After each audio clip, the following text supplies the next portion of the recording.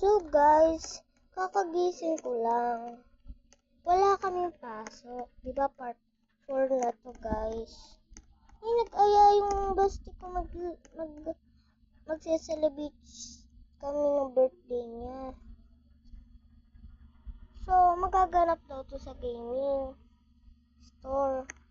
Eh, sakto ng ang lapit-lapit ko diyan. Pupunta nga sana ako ng mamimili ako ng, nilinis ako ng nails.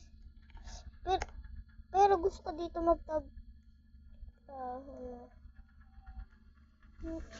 So, magtatrabaho muna ako dito. Hanggang hindi, sabi kasi ng bestie ko, hapon pa, para, ma-enjoy. Kasi enjoy. Sana naman may puntang customer. Ano guys?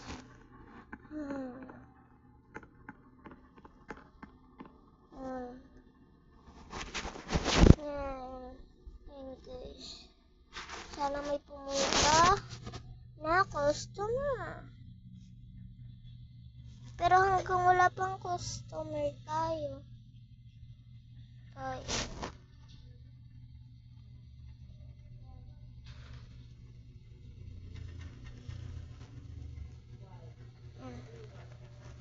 Mag-music muna tayo. Baka may pagbigay ng mayaman. Kasi mayroon dito sa na mayaman.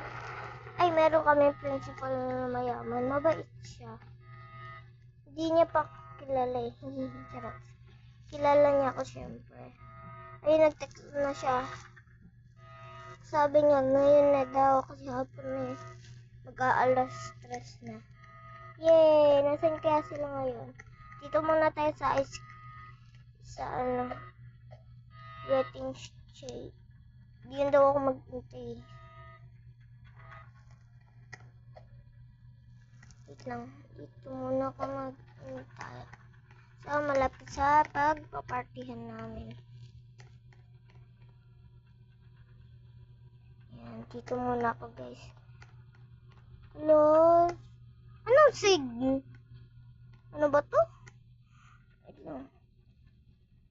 So,